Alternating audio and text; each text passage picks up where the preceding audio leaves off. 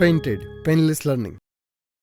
નમસ્કાર વિદ્યાર્થી મિત્રો, આજે આપણે ધોરણ 7 વિષય ગુજરાતી પાઠ નંબર 15 આવ ભણા આવ સ્વ અધ્યયન પોથીનું સોલ્યુશન લઈ તમારી સમક્ષ રજૂ થયા છીએ. નીચેના વિધાનો કોણ બોલે છે અને કોને કહે છે તે લખો. પપ્પા મારે બૂટ લેવા છે. આ વાક્ય અફસલ તેના પપ્પા શાહબુદ્દીન રાઠોડને કહે છે. લઈ લેજે બેટા મોજા અને વધે તો રાખજે. આ વાક્ય શાહબુદ્દીન રાઠોડ તેના પુત્ર અફસલને કહે છે. દુદા મામાને ત્યાં જઈ પરમાણુ નાખી આવજે. આ વાક્ય લેખકના બાપુજી લેખકને કહે છે. હું બૂટ ક્યારે લઈ આવું. આ વાક્ય લેખક દુદા મામાને કહે છે. અત્યારે પરશુરામ પોટ્રીમાં નોકરી કરે છે. આ વાક્ય લેખક દુદા મામાને કહે છે. નીચેના શબ્દોમાંથી કોઈ પણ બે શબ્દ શોધી ઉપયોગ કરી અને વાક્ય બનાવો. કથિર અથવા ધક્કા. જેના કર્મમાં કથિર લખ્યું હોય તે ધક્કા થયા જ કરે. માગણી અનહદ. બાળકની પતંગ લેવાની અનહદ માગણીથી માતા કંટાળી ગઈ. અધીરો અથવા ધુઆ પુઆ. તે ફિલ્મ જોવા અધીરો હતો, ત્યાં લાઇટ જતા તે ધુઆ પુઆ થઈ ગયો. મિત્રો, હજી સુધી તમે અમારી પેન્ટેડ એપ્લિકેશન ડાઉનલોડ નથી કરી તો આજે જ ગૂગલ પ્લે સ્ટોર પર જઈ અને પેન્ટેડ એપ્લિકેશન ડાઉનલોડ કરો, જેની અંદર દરેક વિષયના સ્વાધ્યાય પોથી, એકમ કસોટી, સ્વ અધ્યયન પોથીના સોલ્યુશન સાથેના વિડીયો, ધોરણ 9-10ના વિદ્યાર્થીઓ માટે લાઈવ વિડીયો લેક્ચર, દરેક વિષયની વિષયવાઇઝ પીડીએફ પણ તમને પ્રોવાઈડ કરવામાં આવશે. ભાવનગરની અંદર જો તમે વસવાટ કરતા હો તેના માટે ધોરણ 8 થી 12ના તમામ વિષયનું કોચિંગ પૂરું પાડતી કોચિંગ ઇન્સ્ટિટ્યૂટ એટલે કે આલ્ફા એકેડમી ભાવનગર ખાતે કાર્યરત છે.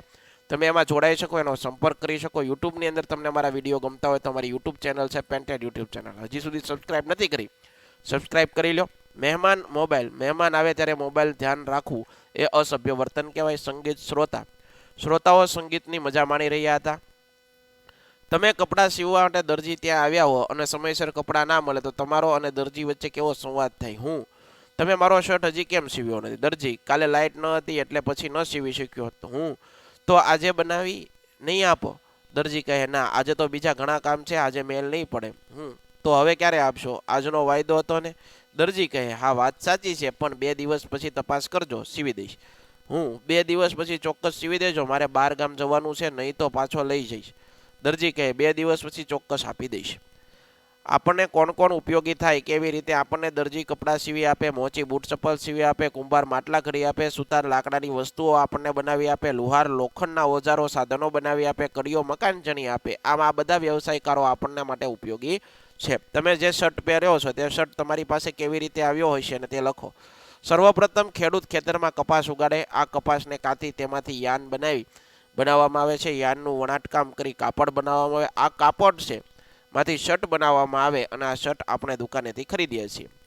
તમારે ક્યારેય કોઈ વસ્તુ લેવા ધક્કા ખાવા પડ્યા છે? કેમ? હા, એક વખત ઇસ્ત્રી રિપેર કરાવવા માટે મેં એક ઇલેક્ટ્રિશિયનને ઇસ્ત્રી આપેલી, પરંતુ તે રિપેર કરવામાં તેને 1 મહિનો કર્યો અને મને ઘણા બધા ધક્કા ખવડાવ્યા.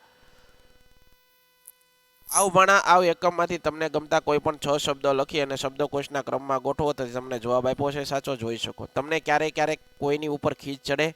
મને જ્યારે મમ્મી ટીવી જોવાની ના પાડે, ત્યારે પપ્પા બહાર ગામ લઈ જવાની ના પાડે, ત્યારે શિક્ષક રમવાની જવાની ના પાડે, ત્યારે ખીજ ચડે. તમને તમારી વસ્તુ સમય મર્યાદામાં ના મળે તો તમને કેવો વિચાર આવે? જ્યારે સમય મર્યાદામાં કોઈ વસ્તુ ન મળશે નહીં, ત્યારે મળશે તો હું શું કરીશ એવો વિચાર આવે. તમને તમારી વસ્તુ સમય મર્યાદામાં ના મળે તો તમને કેવો વિચાર આવે? જ્યારે સમય મર્યાદામાં વસ્તુ ન મળે તો આ વસ્તુ મળશે કે નહીં, વસ્તુ મળશે તો ક્યારે મળશે એવા વિચાર આવે.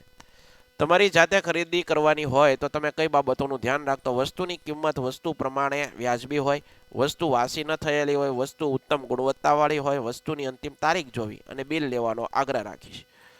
એ બજારમાં મેં બૂટ માટે ધક્કા ખાધા. જીવનમાં એ યાતના સહી છે. એ બાપુજીની પરવાનગીથી એ જોડામાં સોમાન આપ્યા. બરોબર, વિશેષણ શોધવાનું છે. બરોબર છે, તો આપ્યા પણ કેમાં? સોમાં.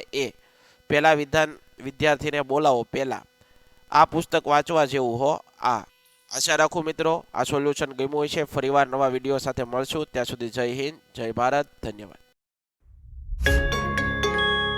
Painted painless learning.